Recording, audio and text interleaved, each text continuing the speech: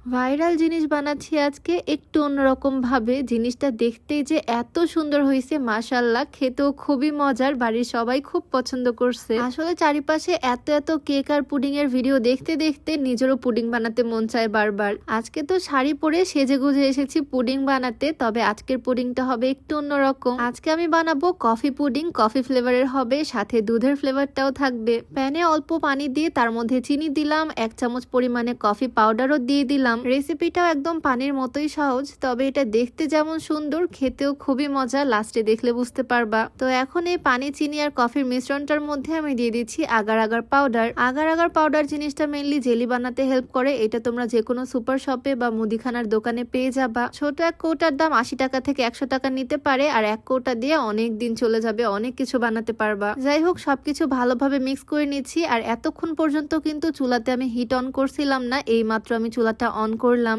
Agar agar পাউডারটা চুলা of থাকা অবস্থায় দিয়ে দিছি, যাতে ভালোভাবে মিক্স হয়ে যায়, কারণ গরম অবস্থায় দিলে পাউডারটা দলা পেকে যায়। যাই হোক, সবকিছু আবার ভালোভাবে মিক্স করে নিচ্ছি। কফির একটা সুন্দর ফ্লেভার আসতেছে। আর এখন মোলটা নিয়ে নিলাম। এই বাটিটার মধ্যে আজকে পুডিংটা বানাবো, আর বাটির মধ্যে সুন্দর করে আমি এই কফির মিশ্রণটা ঢেলে দিচ্ছি। দেখেই হয়তো বুঝতে পারতেছো কাজটা কতটা সহজ। গরম গরম আছে জিনিসটা, এটাকে আগে কিছুক্ষণ ঠান্ডা হতে দিব, আর একটু ঠান্ডা হওয়ার পরই না জেলি জমতে শুরু হয়ে যায়। তবে জিনিসটা যাতে আরো তাড়াতাড়ি হয়, কাজটা দ্রুত হয়, সেজন্য আমি এটা ফ্রিজে রেখে দিচ্ছি। আজকে তো আমি একদম শাড়ি পরে সুন্দর করে সেজে গুজে পুডিং বানাচ্ছি। ফোনে তো সারাদিন ভিডিও দেখতে পাই, ভাইরাল কেক পুডিং বিক্রি করতে যায় মানুষ শাড়ি পরে, আর আজকে আমি রান্না করতেছি শাড়ি পরে। আমার যদিও মাঝে মাঝে শাড়ি পরতে ভালোই লাগে, আজকেও আমি নিজের খুব পছন্দের একটা শাড়ি পরছি। এই ধরনের জর্জের শেড শাড়িগুলো দেখতে খুব ভাল লাগে। আমি তো ভাবছিলাম কোনো ট্যুরে নিয়ে যাব এটা, তবে রিসেন্ট কোনো ট্যুর প্ল্যান করাও হচ্ছে না, তাই আজকে বাড়িতেই পরলাম। একদম অরিজিনাল শেড শাড়ি, আর শাড়িটা এত বেশি কমফোর্টেবল বলার বাইরে। এই সুন্দর শাড়ি আর ভেলভেটের ফুল হাতা ব্লাউজ আমি নিয়েছি কমফোর্ট জোন ফেসবুক পেজ থেকে।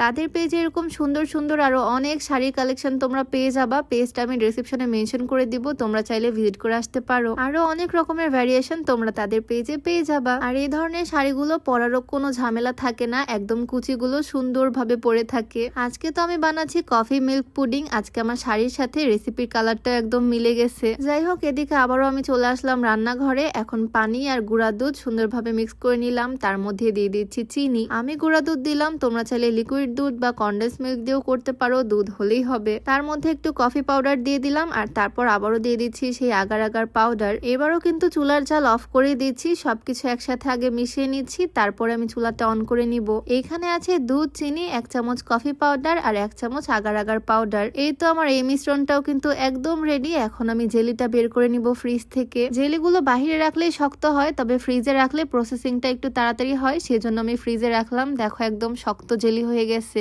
এখন আমি সুন্দর করে কেটে নিচ্ছি দুই পাশ থেকে, যাতে কিউব কিউব বের হয় এখান থেকে। এইখানে মেইনলি কফির একটা স্ট্রং ফ্লেভার পাওয়া যাবে, সাথে মিষ্টি মিষ্টি লাগবে, যেহেতু চিনিও দেওয়া আছে। জেলোগুলো দেখতে কিন্তু খুবই কিউট হয়েছে, তাই না? সুন্দরভাবে ছড়িয়ে দিয়ে এখন এই দুধ কফির মিশ্রণটা আমি এটার উপরে ঢেলে দিচ্ছি। তাহলে তো দেখতেই পাচ্ছ এই পুডিংটা বানানো কতটা পরিমাণে সহজ। এখন শুধু কিছুক্ষণ বাহিরে রাখবো, একটু শক্ত হয়ে গেলে তারপরে 10 মিনিটের জন্য ফ্রিজে রাখবো, তাহলেই রেডি। তবে আজকে আমি এটার মধ্যে আরেকটু ইঞ্জিনিয়ারিং করতেছি, ভাবলাম আরেকটা লেয়ার ক্রিয়েট করা যাক। এইবারের লেয়ারটা হবে পুরাটাই দুধের, সেজন্য আমি পানি, গুঁড়া দুধ মিক্স করে নিলাম, তার মধ্যে অল্প একটু আগার আগার পাউডার দিলাম, কিছুটা চিনি দিলাম। এইবারের ফ্লেভারটা হবে পুরাটাই দুধের একটা ফ্লেভার, দুধ, চিনি, আগার আগার পাউডার, এইটুকুই দিলাম আর কি। এই তো দুধের মিশ্রণটাও একদম রেডি। বারবার আজকে ফ্রিজের কাজ করতে হচ্ছে, এটা ফ্রিজ ছাড়াও হয়, নর্মালে রাখলেও হয়, তবে আমি ডিপ ফ্রিজে রাখতেছি বারবার, যাতে কাজটা তাড়াতাড়ি হয়ে যায়। যাই হোক, এরপরে আমি উপরে দুধের লেয়ারটা দিয়ে দিলাম। এখন কিন্তু জিনিসটা দেখতে আরো বেশি সুন্দর লাগবে, 2-3টা লেয়ার ক্রিয়েট হবে। এই তো শেষবারের মতো ফ্রিজে রেখে দিলাম। এইবার ফ্রিজ থেকে বের করে ফাইনাল লুকটা দেখার পালা। এর মাঝে একটু বলে দিতে চাই, তোমরা যারা উচ্চতা বাড়াতে চাচ্ছ